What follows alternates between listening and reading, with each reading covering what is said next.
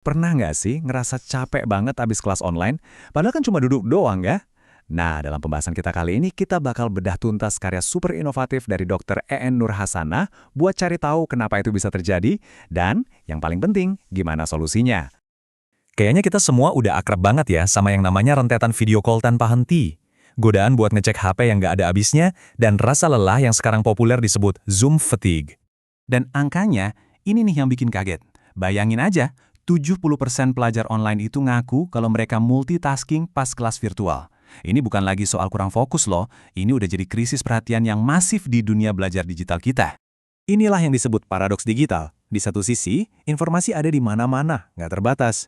Tapi di sisi lain, justru karena kebanyakan informasi, otak kita jadi kewalahan, capek, dan akhirnya belajarnya jadi nggak mendalam sama sekali.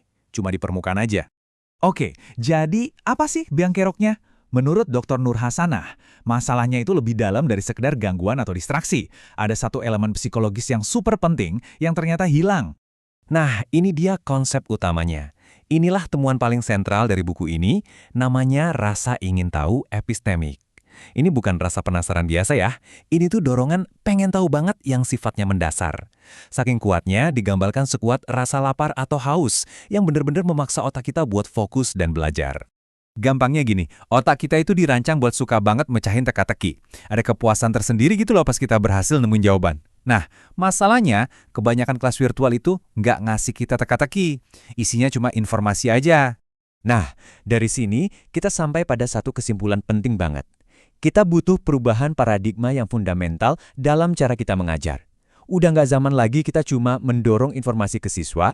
Coba kita bandingin. Di satu sisi, ada model mendorong yang lama, guru ngasih materi, siswa terima secara pasif. Udah gitu aja. Nah, di sisi lain ada model menarik. Di sini, guru secara sengaja menciptakan lubang pengetahuan, biar siswanya jadi penasaran, dan terdorong buat nyari jawabannya sendiri. Pergeseran ini otomatis mengubah total peran seorang guru. Bukan lagi cuma jadi penyampai fakta, tapi berubah jadi kurator misteri. Tugasnya, merancang pertanyaan-pertanyaan cerdas yang bikin siswa penasaran dan pengen banget nemuin jawabannya. Oke, kedengarannya keren ya. Tapi gimana cara prakteknya? Nah, ini bagian yang paling menarik. Dr. Nur Hasanah nggak cuma ngasih teori, tapi juga nge-breakdown ini jadi strategi-strategi yang konkret dan bisa langsung dicoba. Jadi ini bukan lagi teori ngawang-ngawang, tapi beneran sebuah kerangka kerja sistematis. Ada 4 langkah praktis buat mendesain ulang kelas virtual kita. Pertama, ciptakan ketidakpastian. Kedua, ajukan pertanyaan yang strategis. Ketiga, manfaatkan teknologi digital buat investigasi. Dan yang terakhir ini kuncinya, jangan buru-buru kasih jawaban. Langkah pertama, menciptakan ketidakpastian. Maksudnya apa? Ya kita sengaja menggoyah apa yang siswa udah tahu atau yakini. Bisa dengan cerita misteri, fakta yang aneh, atau skenario yang kayaknya nggak mungkin. Tujuannya satu, biar mereka mikir, loh kok bisa gitu? Nah, dari situlah rasa ingin tahu yang kuat itu muncul. Selanjutnya, soal pertanyaan. Ini juga krusial. Kita harus beralih dari pertanyaan apa yang cuma ngetes hafalan ke pertanyaan kenapa dan bagaimana. Pertanyaan-pertanyaan seperti ini memaksa otak buat mikir lebih dalam, menganalisis, dan gak cuma mengingat fakta. Dan soal teknologi, ini juga mengubah cara kita memandangnya. Teknologi itu bukan sekedar proyektor canggih buat nampilin slide loh, tapi harus jadi alat investigasi aktif. Misalnya pakai whiteboard bareng-bareng buat memetakan ide, atau pakai polling buat lihat sudut pandang yang beda.